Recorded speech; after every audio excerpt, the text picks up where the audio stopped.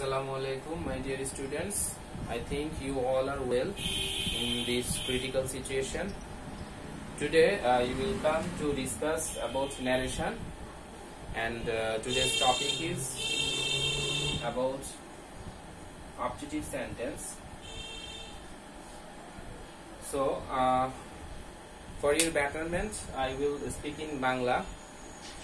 Optative সেন্টেন্সে narration করার আগে ন্যারেশন সম্পর্কে আমি একটু ধারণা দিয়ে রাখি, তাহলে আমাদের জন্য ন্যারেশন বুঝতে একটু সুবিধা হবে।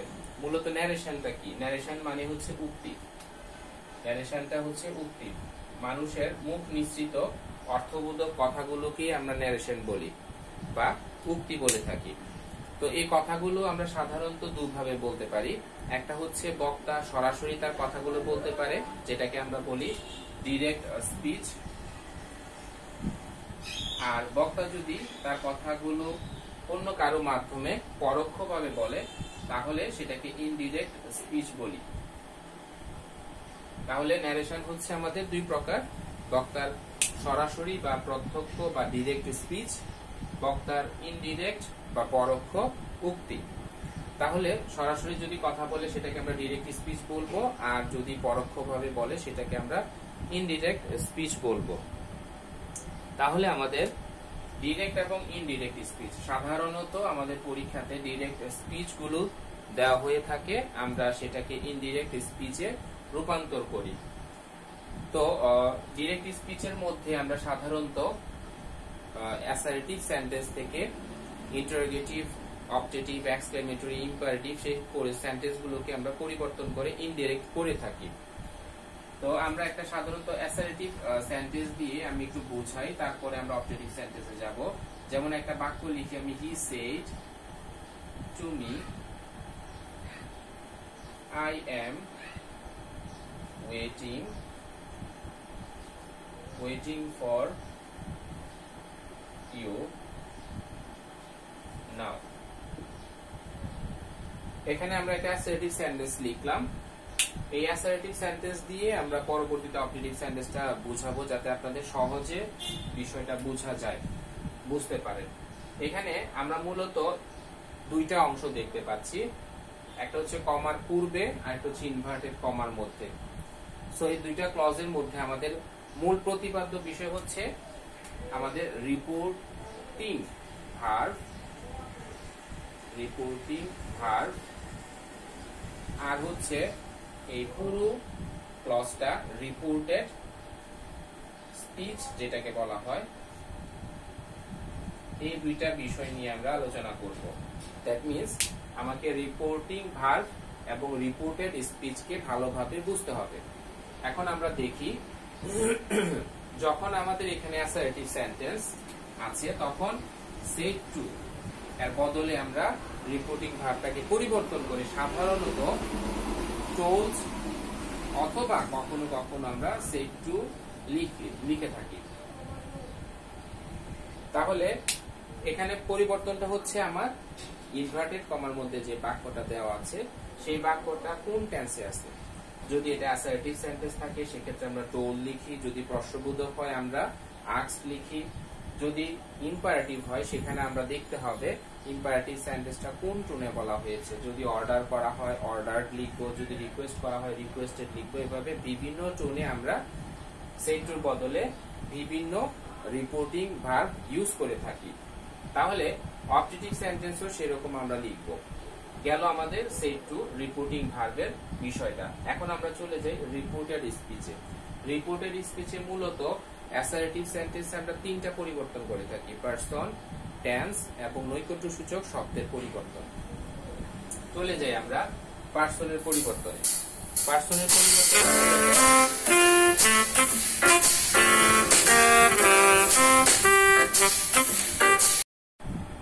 তাহলে পারসন নিয়ে আমরা একটু আলোচনা করি।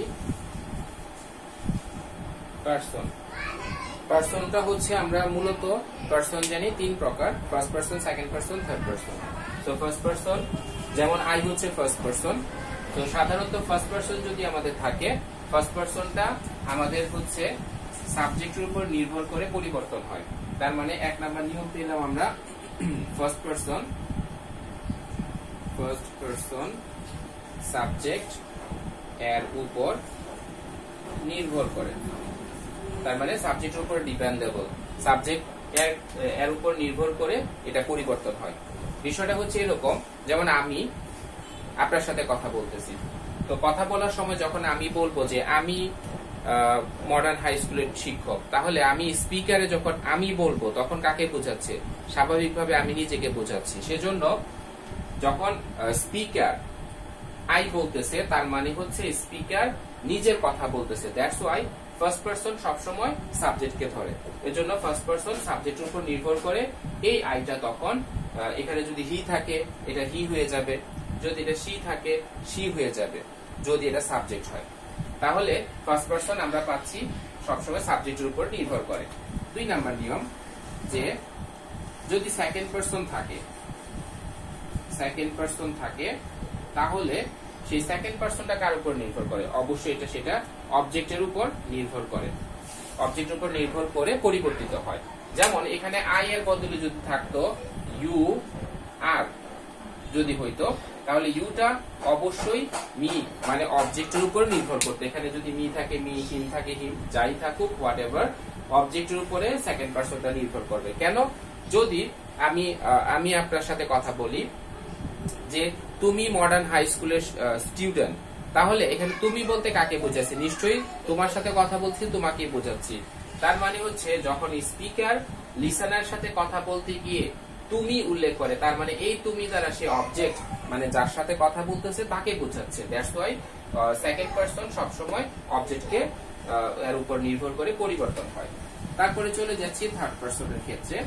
থার্ড পারসন সাধারণত কোনো পরিবর্তন হয় না। কেন পরিবর্তন হয় না? No change.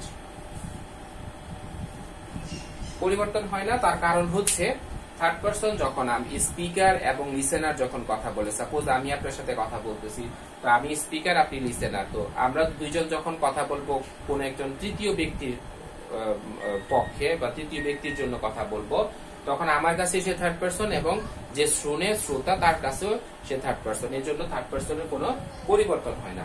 গেল আমাদের পারসন গুলো। তারপর আমরা টেন্সের পরিবর্তনে চলে যাই। আমরা জাস্ট এগুলো মেমোরাইজ করার জন্য এই কথাগুলো বলা। আমরা আসলে অবজেক্টিভ সার্ভিস নিয়ে আলোচনা করব, তার আগে একটু আমরা রিভিশন দিয়ে নিচ্ছি।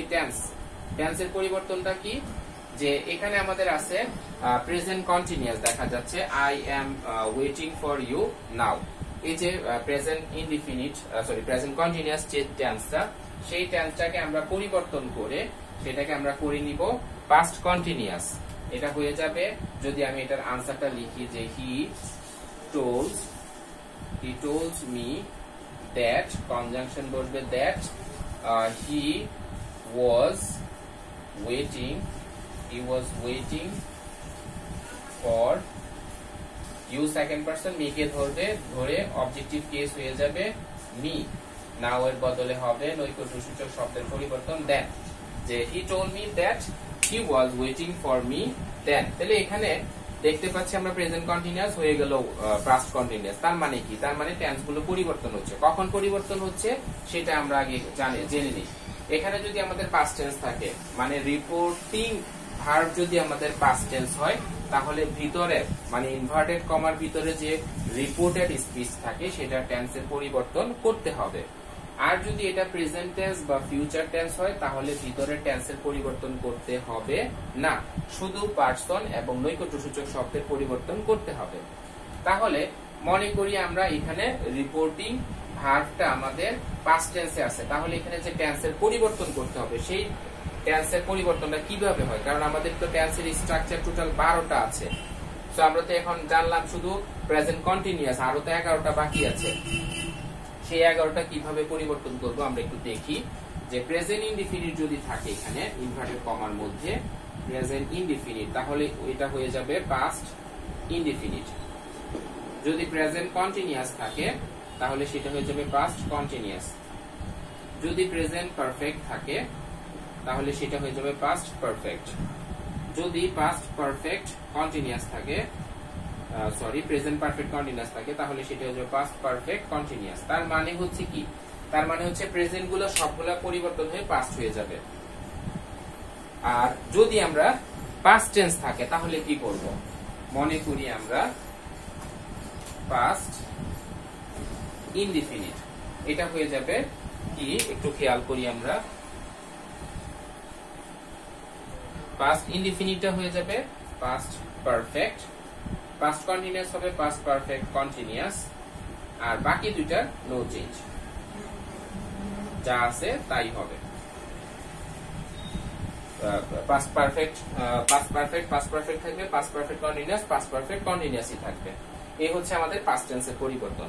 আর ফিউচার টেন্সে সাধারণত আমাদের মডাল অক্সিলারি ভার্ব যেটা থাকে সেটা পরিবর্তন হবে, মানে হচ্ছে future in the past, future গুলো পাস্টে পরিণত হবে।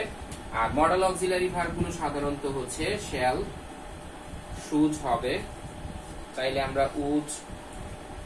উড মাইট এটাও লিখতে পারি, যে যখন যেটা আমাদের প্রয়োজন বাক্যের উপর নির্ভর করে লিখবো। ক্যান থাকলে আমরা কুড লিখবো, মে থাকলে মাইট লিখবো। এগুলোর চার্ট আমাদের প্রত্যেকের গ্রামার বইয়ে আছে। উইল থাকলে আমরা কুড লিখবো।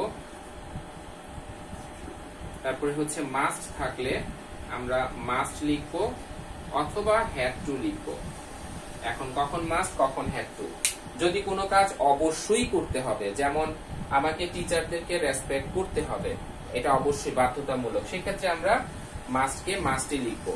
আর যদি নর্মাল কোনো কাজ বোঝা, যে I must go to Dhaka tomorrow, আগামীকালকে আমাকে ঢাকা যেতে হবে, সো এটা হলেও হতে পারে নাও হতে পারে, কোনো কারণে মিস হলেও সমস্যা নাই, এরকম যদি কোনো নর্মাল কাজ বোঝায় সেক্ষেত্রে আমরা মাস্টের বদলে হ্যাড টু দিব। বাকি সকল ক্ষেত্রে এই পরিবর্তনই হবে।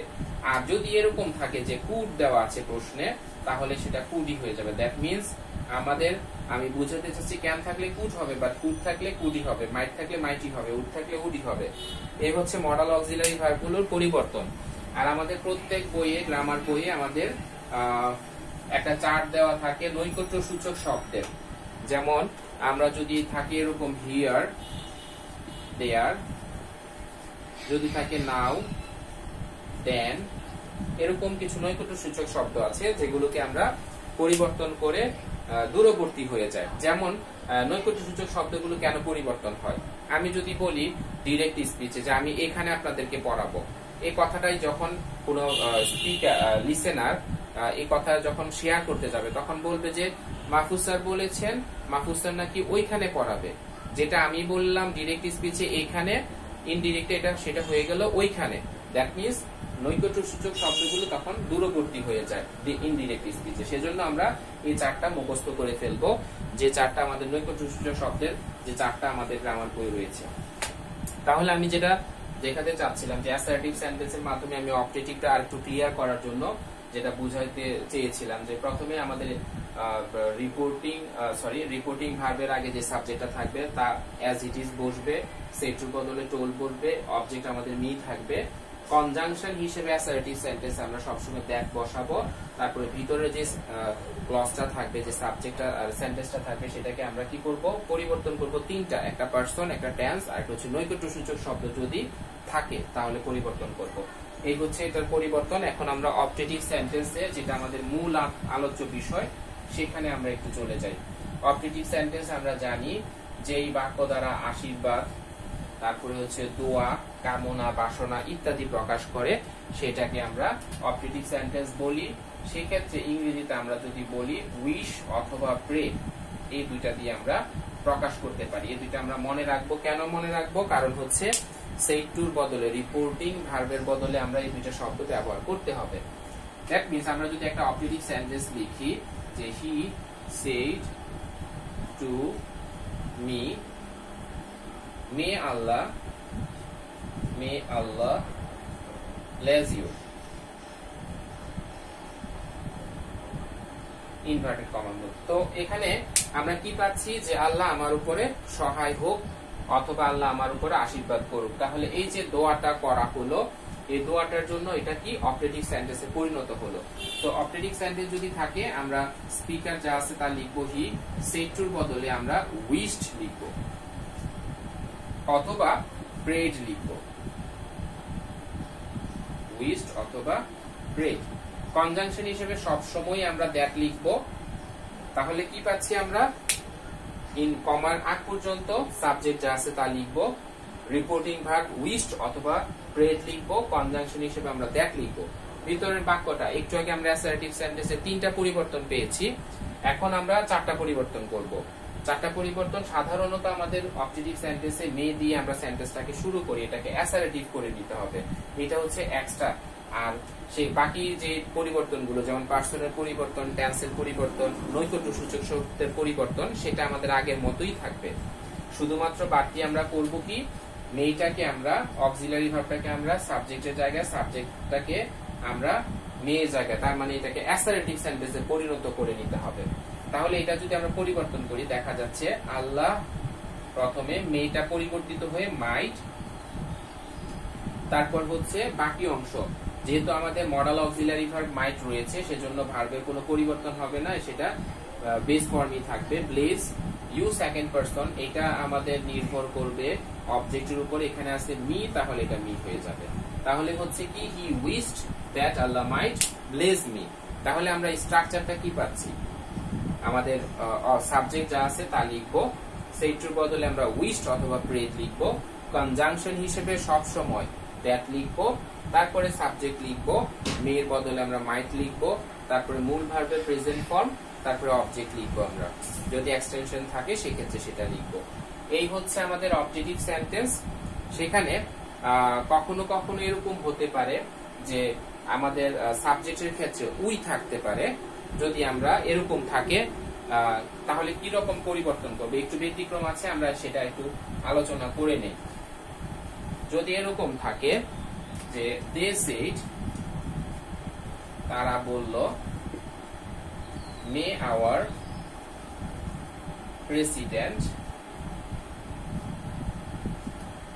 President live long.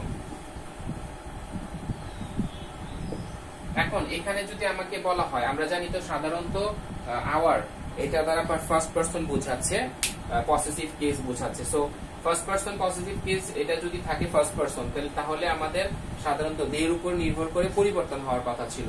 তো এটা আমরা সাধারণত উই, আওয়ার এগুলো লেখার কথা ছিল, কিন্তু যেহেতু এখানে যে বলতে কোন দেশের প্রেসিডেন্টের কথা বলা হয়েছে সেটা আমরা নিশ্চিত না, সেজন্য আমরা কি লিখবো, যে আওয়ার এর বদলে আমরা যখন লিখবো যে দে সেড, এর বদলে লিখবো উইশড, দে উইশড, আমরা কনজাংশন হিসেবে দ্যাট লিখবো। আওয়ার প্রেসিডেন্টের জায়গায় দেয়ার প্রেসিডেন্ট লিখতে হবে, দেয়ার প্রেসিডেন্ট মাইট লিভ লং।